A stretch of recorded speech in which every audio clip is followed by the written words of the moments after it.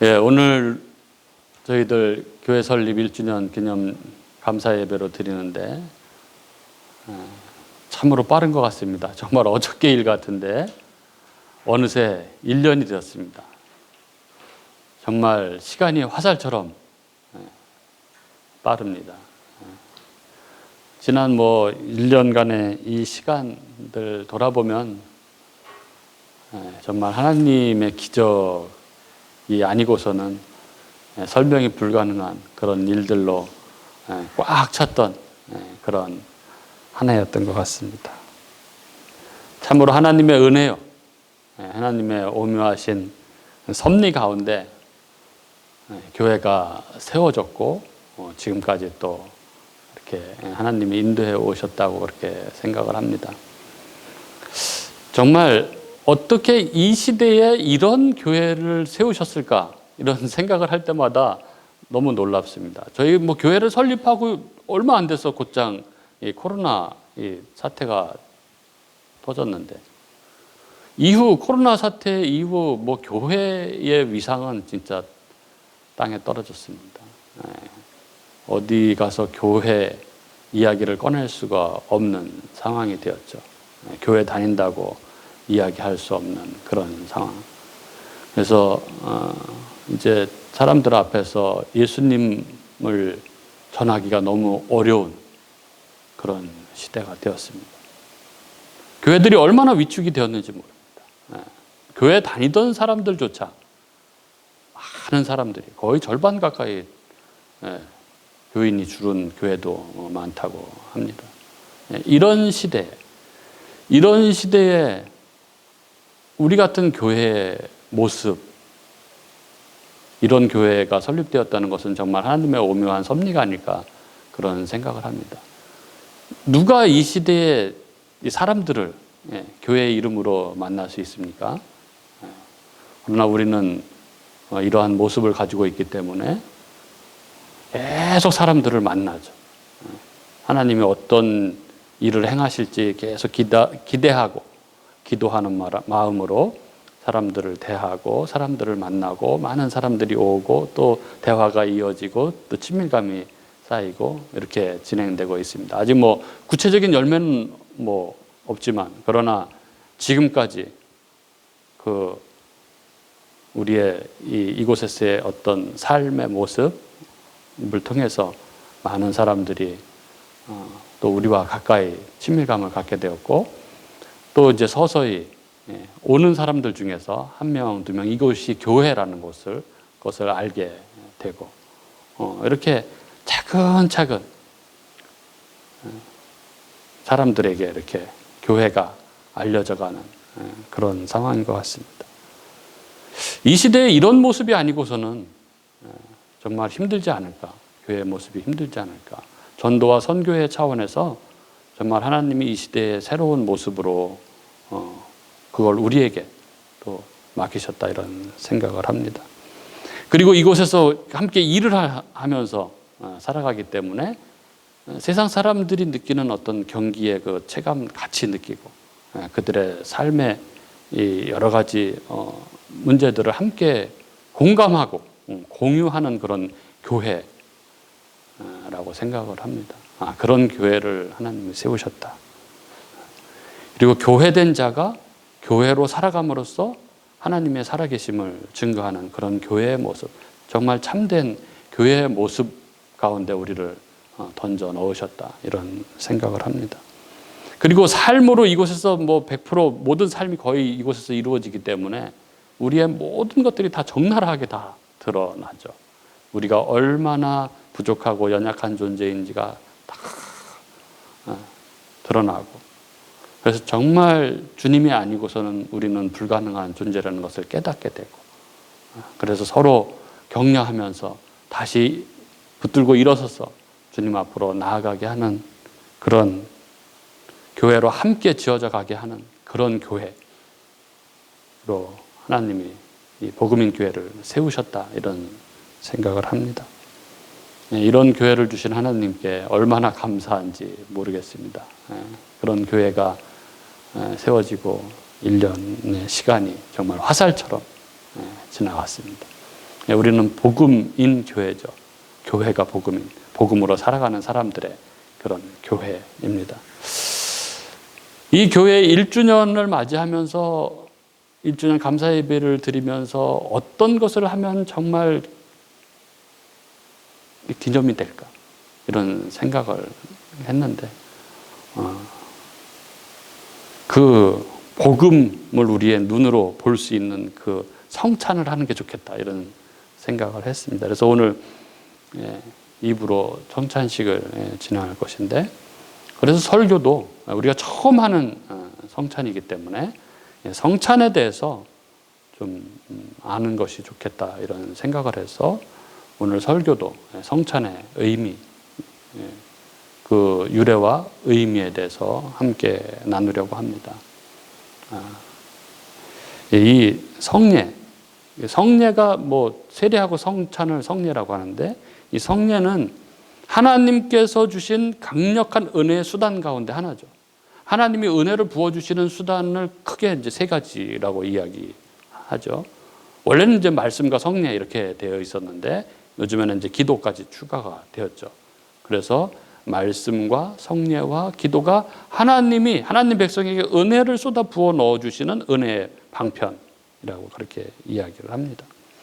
이 성례는 그래서 우리 일상에 존재하는 그런 눈에 보이는 것들, 우리가 눈으로 볼 수 있는 것들을 통해서 보이지 않는 하나님의 말씀을 형상화해서 보여주는 것입니다. 그러니까 우리가 시각적으로 그 복음을 눈으로 볼 수 있도록 해주시는 게 이 성례죠. 그래서 강력한 은혜의 수단입니다. 따라서 이 성찬에 바르게 참여한다면 하나님께서 성령을 통해서 베푸시는 놀라운 은혜를 받아 누리게 되는 그러한 통로가 되는 것이죠. 성찬은 지금 우리는 우리의 눈으로는 볼 수 없는 2000년 전에 예수 그리스도의 죽으심을 통해서 일어난 일들을 우리의 눈으로 직접 목격합니다. 우리가 2000년 전에 우리를 위해서 피 흘려 죽으신 그 예수님을 우리가 직접 볼 수 없지만, 그러나 성찬의 경험을 통해서 예수 그리스도의 죽음을 우리가 직접 눈으로 보고 몸으로 경험하게 되는 것이죠. 그래서 성찬은 참으로 이 하늘에 계신 우리 주 예수 그리스도의 몸을 이 땅에 있는 우리의 이 비천한 몸으로 경험할 수 있는 놀라운 체험의 신비를 경험하는 그러한 시간입니다. 우리 주님께서는 이 성찬을 통해서 우리에게 이 놀라운 신비를 경험하도록 그렇게 해 주셨습니다. 하지만 이 경험은 아무나 참여할 수 있는 것은 아닙니다. 즉 성찬은 이 믿음으로 받을 수 없는 자들, 즉 그리스도의 신비를 분별할 줄 모르는 자들은 성찬에 참여하지 못하도록 그렇게 했습니다. 왜 그럴까요? 이 상징을 가진 현상은 이 상징을 이해할 수 없는 사람이 볼 때에는 단순히 그냥 이 땅에 있는 물질들에 불과한 것이죠. 그러므로 우리가 참되게 성찬에 참여할 수 있게 되려면 이 성찬의 신비, 이 성찬이 무엇인지를 우리는 이해해야 되는 것이죠. 이 이해가 없다면 단지 그냥 빵과 포도주를 먹는 것에 불과한 것입니다. 그렇지만 우리가 이 성찬, 이 상징을 이해하고 성찬에 참여한다면 아주 신비한, 주님의 몸에 참여하는 아주 신비한 경험을 우리가 할 수 있게 되는 것이죠. 오늘 우리가 이 성찬의 신비에 대해서 함께 나눌 때 아주 귀를 기울이셔서 우리가 이 시간을 통해서 성찬의 의미를 바로 알고, 그래서 성찬이 그저 이렇게 형식적으로 진행되는 것이 아니라 실제로 우리를 붙들고 우리를 사로잡아서 하늘의 그 놀라운 신비를 경험하게 하는 그런 은혜의 시간이 될 수 있기를 바라겠습니다. 오늘 우리는 이 성찬식의 배경을 살펴봄으로써 성찬의 진정한 의미에 대해서 좀 살펴보려고 합니다. 이 성찬식은 구약의 두 가지 사건을 그 배경으로 하고 있습니다. 그 두 가지 사건이 뭐냐면 첫째는 유월절이고 두 번째는 만나 사건입니다. 성찬식의 첫 번째 배경이 되는 것이 바로 유월절입니다. 예수님께서는 이 제자들과 유월절 만찬을 하시는 중에 그 의식 중에 이 성찬식을 제정하신 것이죠. 성찬식, 꼭 떡을 떼고 포도주를 마시는 의식은 전에 전혀 없었던 의식을 새로 만드신 게 아니라 원래 있었던 거죠. 유월절 의식 가운데 원래 있었던 것에 예수님께서 새로운 의미를 부여하시면서 이것을 기념하라 이렇게 말씀하시면서 성찬식을 제정하신 것입니다. 이렇게 성찬식을 제정하심으로 기존에 해왔던 그 유월절 의식은 폐지가 되었습니다. 성찬식이 구약의 이 유월절 의식을 이제 대체하게 된 것이죠. 여러분, 유월절 의식이 표하던 것, 의미하던 것이 무엇일까요? 하나님께서 애굽으로부터 이스라엘을 구원하시기 위해서 10가지 재앙을 내리시죠. 그 10가지 재앙 중에서 그 마지막 재앙인 10번째 재앙이 이 장자 재앙입니다. 여호와께서 이 애굽 땅에 있는 모든 처음 난 것, 그러니까 바로의 장자로부터 시작해가지고 모든 사람들의 장자, 그리고 가축의 처음 난 것까지 이 모든 처음 난 장자들을 다 치시죠. 치실 때 그날 밤에 여호와께서 미리 모세와 아론을 통해서 이스라엘 백성들에게 알려주셨죠. 어린 양을 잡아서 그 양의 피를 좌우 문설주와 임방에 바르고 그 양을 먹으라고 하셨습니다.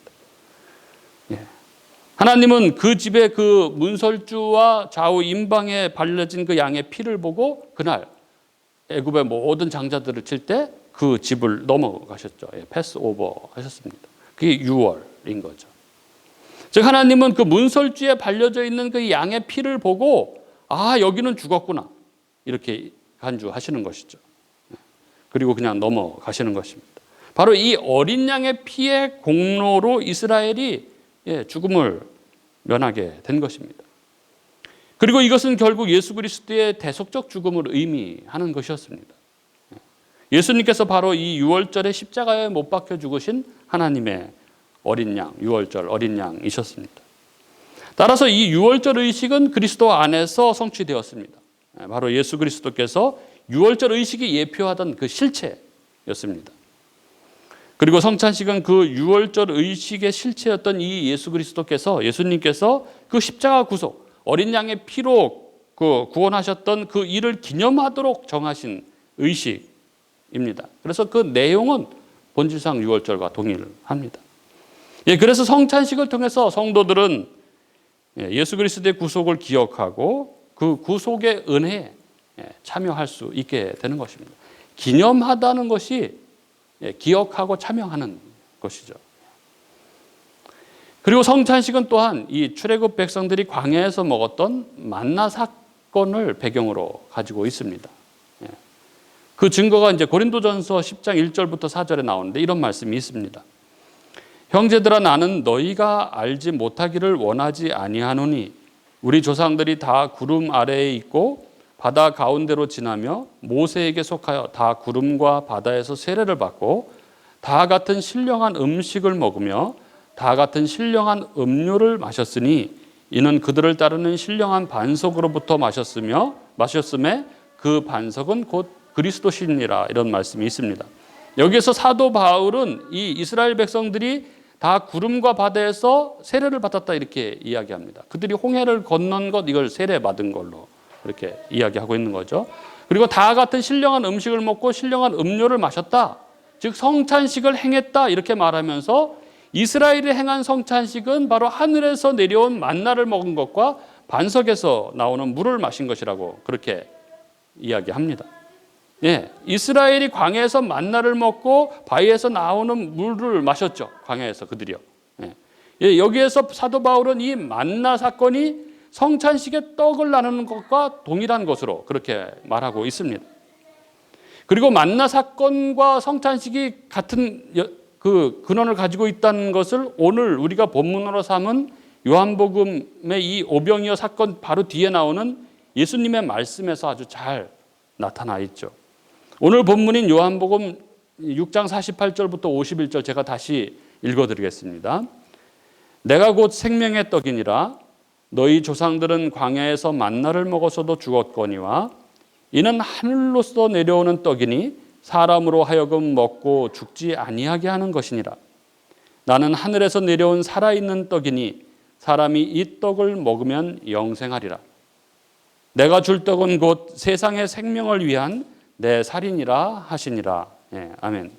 예수님은 당신이 생명의 떡이라고 말씀하시면서 이 떡을 먹으면 영생한다고 이렇게 말씀하시면서 구약 백성들이 광야에서 먹은 만나 사건에 대해서 언급하고 계십니다. 예수님은 하늘에서 내려온 떡이라는 점에서 만나의 성취이시기도 하시죠. 그런데 만나는 예수 그리스도를 예표하는 그림자에 불과했기 때문에 구약 백성들은 그것을 먹었어도 광야에서 죽었지만, 그러나 만나의 실체이신 이 예수님을 먹고 마시는 자는 영원히 죽지 않고 영생한다고 말하고 있는 것이죠. 이렇게 예수님을 먹고 마시는 것, 이것이 바로 성찬식입니다. 그러므로 성찬식은 만나 사건을 배경으로 하고 있는 것입니다. 여러분, 만나 사건이 무엇입니까? 하나님이 그 이스라엘을 광야에 거하게 하실 때 하나님이 하늘로부터 친히 식량을 내려 먹이신 사건이 바로 만나 사건이죠.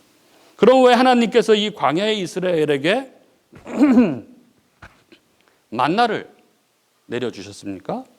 하나님은 애굽으로부터 이스라엘을 구원하셔서 왜 광야로 보내셨습니까? 그리고 그들을 왜 광야에서 굶주리게 하셨습니까? 그리고 굶주린 그들에게 왜 만나를 먹이셨습니까? 이것에 대해서 신명기 8장이 설명을 합니다. 신명기 8장 3절에 이렇게 말씀하죠. 너를 낮추시며 너를 줄이게 하시며 또 너도 알지 못하며 네 조상들도 알지 못하던 만나를 내게 먹이신 것은 사람이 떡으로만 사는 것이 아니요 여호와의 입에서 나오는 모든 말씀으로 사는 줄을 내게 알게 하려 하심이니라. 이렇게 말씀합니다. 출애굽한 이스라엘을 광야로 보내셔서 그들을 낮추고 줄이게 하신 이유는 바로 사람이 떡으로만 사는 것이 아니라 하나님의 말씀으로 산다는 것을 그들에게 가르쳐 주기 위해서 그러셨다고 말씀하고 계십니다. 이게 무슨 말씀입니까? 하나님께서 광야의 이스라엘에게 만나를 주셔서 먹이신 것하고 사람이 떡으로만 사는 것이 아니라 하나님의 말씀으로 산다는 것하고 도대체 무슨 관계가 있는 것입니까? 이스라엘 백성들이 이 사람은 떡으로 산다고 생각을 했습니다. 이스라엘 백성들뿐 아니라 세상의 모든 사람들이 떡이 있으면 된다고 그렇게 생각하며 살아가죠. 물론 우리의 이 육신의 생명은 실제 떡에 의해서 좌우되죠. 생명체는 한번 태어나면 그것으로 끝나는 게 아닙니다. 계속해서 그 생명을 유지하고 활동하고 자라가기 위해서는 끊임없이 수분과 음식물을 섭취해야 하는 것이죠. 그 수분과 음식물을 통해서 생명체는 양분을 얻고 에너지를 얻고, 그래서 그 양분으로 뼈와 살과 뼈와 살이 되어서 이 몸을 지탱하고 그 얻은 에너지로 움직이고 활동하고 하면서 생명을 유지하면서 살아가는 것입니다. 그래서 모든 생명체에게 먹고 마시는 것은 곧 생명을 의미하는 것이죠. 먹고 마시지 않으면 죽는 것입니다. 먹으면 생명이고 먹지 못하면 죽음입니다. 그래서 먹고 마시는 문제가 사느냐 죽느냐를 결정하기 때문에 이 먹고 마시는 문제는 인간에게 있어서는 아주 너무나 중요한 그러한 문제입니다. 그런데 그 먹는 것을 구하는 과정이 결코 쉬운 일이 아니죠. 사람뿐 아니라 모든 피조물에게 있어서 그 먹이를 구하는 과정은 너무나 어렵습니다. 어떻게 보면 이 목숨을 건 치열한 이 생존 경쟁 속에서 겨우겨우 먹을 것을 얻어서 생명을 연명해 갑니다. 우리는 매일매일 치열한 생존 경쟁에서 그래서 뒤처지지 않기 위해서 그렇게 스트레스를 받으면서 살아가고 있는 것이죠. 그런 것이 다 먹고 살기 위해서 그러는 것입니다. 그래서 사람들이 다 먹고 살려고 그러는 거야. 뭐 남한테 그렇게 굳은 소리 들어가면서 하기 싫은 일 그렇게 하면서 사는 게 다 먹고 살려고 하는 거야. 그렇게 이야기를 하는 것이죠. 그래서 사람들은 모아놓은 돈이 많아서 내일 먹는데 어려움이 없고, 그렇게 배부르게 잘 먹고 살면 사람은 스스로 자신이 행복하고 진짜 살아있는 것처럼 느끼면서 그렇게 생각하고 살아가는 것이죠. 그러나 여러분, 참된 인간은 진짜 인간이 산다는 것은 거기에 있지 않습니다. 하나님이 창조한 인간, 흙으로 지으시고 그 코에 생기를 불어넣으셔서 생명이 된 인간, 그 인간에게는 이 몸만 살아있다고 살아있는 것이 아닙니다. 하나님의 생기, 하나님이 없으면 그건 진정 살아있음이 아닌 것이죠.